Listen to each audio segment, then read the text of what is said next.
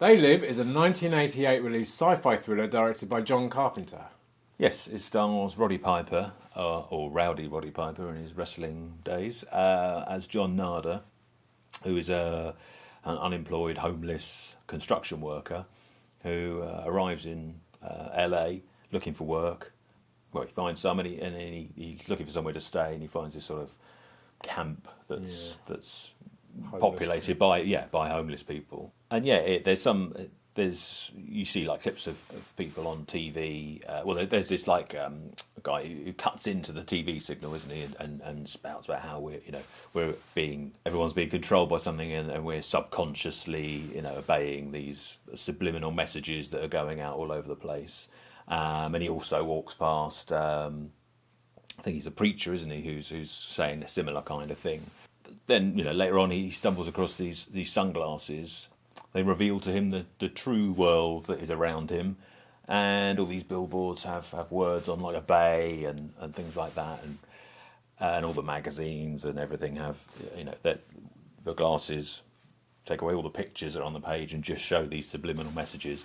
And then he looks at the people, and some of them are aliens. They are. Strange-looking aliens. Strange-looking aliens, yes. And, and it's Roddy Piper, so he's not going to put up with that. No. So he starts to kick ass and take names. He does. And he's helped by Keith David, who's also, he works on the construction site as well. Yeah, it's basically the fight to stop these oppressive aliens from controlling everything. And it's kind of... all these aliens are like yuppies, basically. When you can see them without the glasses, it's kind of a comment on 80s America, really, sort of Reagan's America, where the rich got richer and the poor got poorer. Yeah, and sort of looks at it from the point of view that it was actually these aliens making it happen, and if you help them, then you'll be rich. Yeah, it's a strange film, but it was. It's kind of classic John Carpenter, really.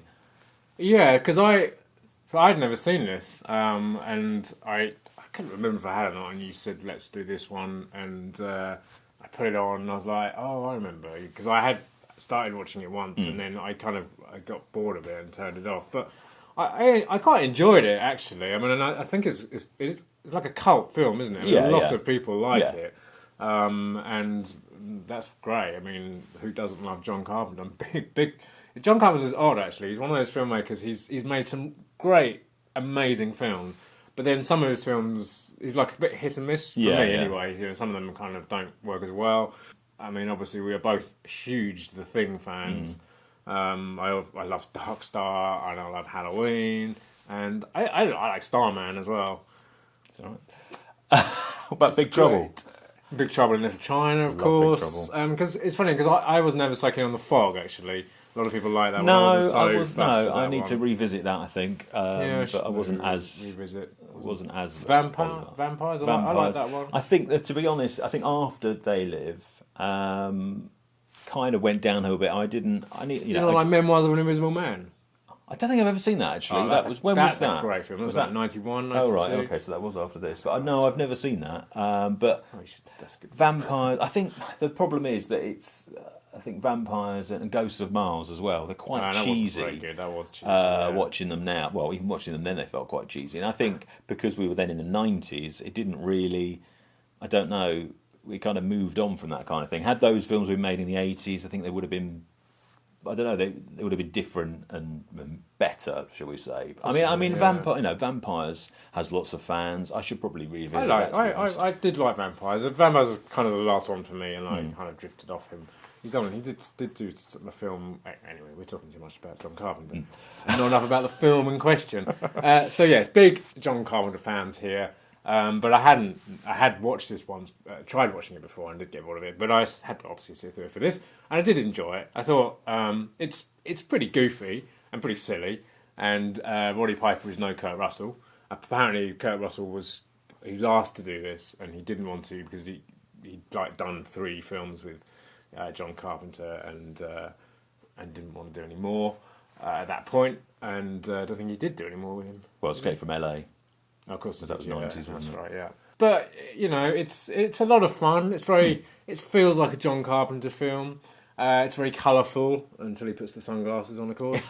But that was one thing that I found. What was the sunglasses all about? Because no one else was wearing them. Who were they for? The sunglasses. Well, the aliens weren't wearing them, and none of the ones that had gone over onto their side were wearing them. It was just like a random box of. You never see anyone else wearing them, and you never see them like for sale anywhere. Well, no, obviously it's like we should explain. There's like a resistance movement of people who are aware of what's going on. Yeah, but they're never wearing them. No, but I guess I think in the film it references the fact that it makes it gives you a headache wearing them too much. Yeah, it does. So that's why they don't wear them all the time. And then later on in the film, they have like contact lens versions. That's right. Maybe they were wearing contact lenses. Yes. And they don't need to wear them all the time, do they? Because if you're aware of what's around anyway, unless you want to know who is an alien, who isn't. No, but it's it's a good prop and it looks good. Yeah. Because obviously you can put them on and everything is black and white, and it's actually when he first does it and he puts them on and he walks around and everything is actually very cleverly done. It's like he walks by some. Did you say he walks by some magazine stall? Yeah. And like every single magazine cover has like get married, reproduce, and obey, and I think money hasn't money got. This is your. I think this is your god or something. It says your god or something like that. Yeah. I mean, it's classic kind of 80s paranoia. No, it is silly and a little bit dumb, but it does have something to say. Oh yeah, it does definitely has something to say. Yeah, definitely. And I think people much like now, we are at the moment. Well, not us personally in this country, but America are living through.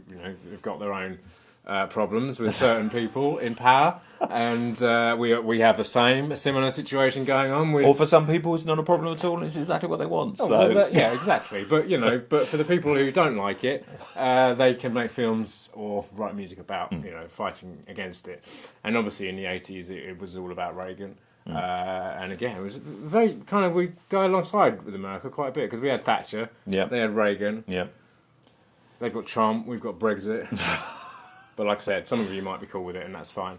But yeah, no, I think it's it's a bit of dumb fun with some messages in there.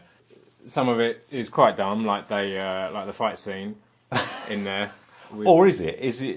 Is it maybe the greatest fight scene ever? Maybe. Basically, Roddy Piper is trying to get Keith David to wear the sunglasses, and he just won't. He won't put them on, so they just have a fight in an alley for like 10 minutes. It does. It goes on and on and on. And it's pretty epic. It's pretty epic. But I was reading, apparently, it was going to be really short, and they went off like in their spare time and kind of choreographed this massive fight, and then they came back and they did it, and John Carpenter was so impressed he just kept it in the film. And it goes on for like 5 or 10 minutes, something like that. It's pretty epic, actually. At one point I got quite bored, and I was like, actually, this is pretty amazing. This is not How long has this been going on? Yeah, exactly. But it's got some good stuff. It's just good fun, good dumb fun at the end of the day. If you want to, kill an hour and a half? Is it an hour and a half? Yeah, not roughly. very long. Yeah. I think if you're a fan of Halloween and the Thing and Big Trouble, those sort of Carpenter films, then you've probably already seen this, to be honest. But we should also mention Meg Foster. We should. Yeah. When she came on, I was like, who is that? I couldn't think, but she played Evil Lynn in the Master of the Universe movie the year before this. That might be where you reckon it's from. Maybe. I've only seen that once many years ago. And obviously that's not the only thing she does, with lots of things. But she has, yeah. She's got very piercing blue eyes. Very piercing. Yeah, actually. But John Nardo goes on a rampage, killing these aliens, and then he's trying to get away from the police, and he basically kidnaps her, and they drive to her place, and then he tries to convince her to. Yeah, it reminded me of Commando. That whole scene. Yeah, it's a little bit Commando. Yeah. Kidnaps her in the car park and then dumps her in the car and drives off with her. And but I think it's not really a spoiler. But I have to say, when she kicks him out the window, that was a great, that was a wicked stunt. Actually. It was. That was really cool, done really well. Yeah, I was glad I finally saw it, because I think I may have now seen all of John Carpenter's films, apart from maybe a couple of later ones. And I had wanted to watch it for a long time, so I'm glad I did. So thanks for that. You're welcome. I don't know if I might watch it again. Yeah, if you're a rainy day and it's kind of whatever, I don't know. In fact, you look like you've got a really quite a nice version of it. Yeah, there's just been a new release recently. I mean, the film actually turned 30 a couple of weeks ago. It would have done. 2018, 1988. Exactly. And Studio Canal have remastered, well, they've remastered 4 of John Carpenter's films. They've done They Live, obviously, The Fog, Escape from New York, and Prince of Darkness as well. And 3 of them, I don't know why Prince of Darkness hasn't got a release like this, big box set kind of thing, but the other 3 have, and they basically, you've got 4K Ultra HD edition, and then you've got Blu-ray, you've got an extras disc, and you've got the soundtrack as well, and of course Carpenter's soundtrack. I mean, you weren't particularly enamoured with the soundtrack for this. No, but I didn't. I mean, it didn't kind of, jump out to me like Halloween or any of the other films did. So. Not as memorable, but I think it's still, it's still very John Carpenter-esque, and he does do some good soundtracks. But then this is why I should probably go back because obviously when we watch films for this purpose, you're kind of thinking about. What you're not watching it in quite the same way as you always do because you're thinking about what to say about the film. So maybe I should go back and have a listen to the soundtrack while I'm watching the film instead. Maybe. So hold that. Right. So you get a little. I mean, it's kind of like an Arrow release, to be honest. It's got loads of stuff. You've got a booklet with stuff about the film. It's got a little comic strip in it, and the usual sort of stuff that Arrow do. Got a poster, quite Arrow-esque there, and postcards. I don't know why they put postcards in. Who cares about postcards or whatever? Someone might want to put them on their wall. They might do. And then, all the discs in there. So, no, it's a really nice release. I mean, it's quite pricey. It's £30, £30 for those who don't know what a quid is. Huge amount of money for.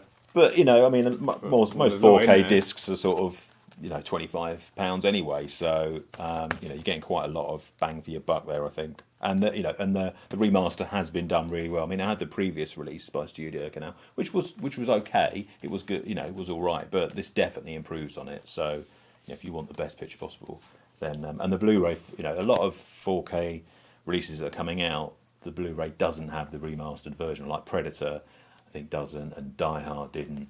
But this does, the Blu-ray does have the remastered version on it. So yeah. And it's got that. That's a great quote. Yeah, it is, yeah. And it is available just with the Blu-ray. I've come here to chew bubblegum and kick ass. And I'm all out of bubblegum. Exactly.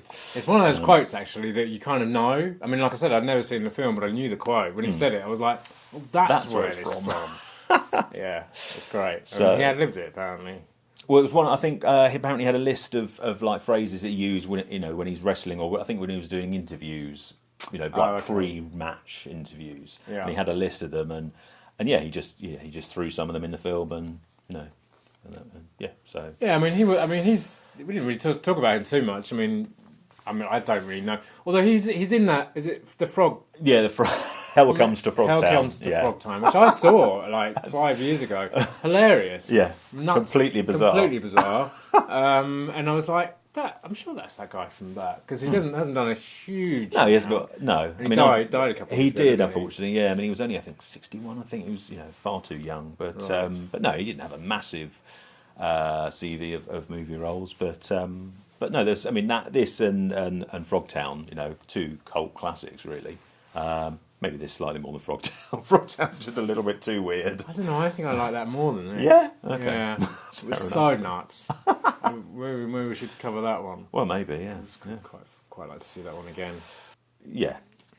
Nice work, Studio Canal. You've done a good job. Well done. It's about time some of his films had some love. Yeah, definitely. Yeah. Well, that was They Live. And as always, if you like the video, let us know in the comments below. Yep, hit the subscribe button up there if you've liked what you've seen, and check out some other videos over there. And come and find us on Twitter and Facebook. And come back next week for another film.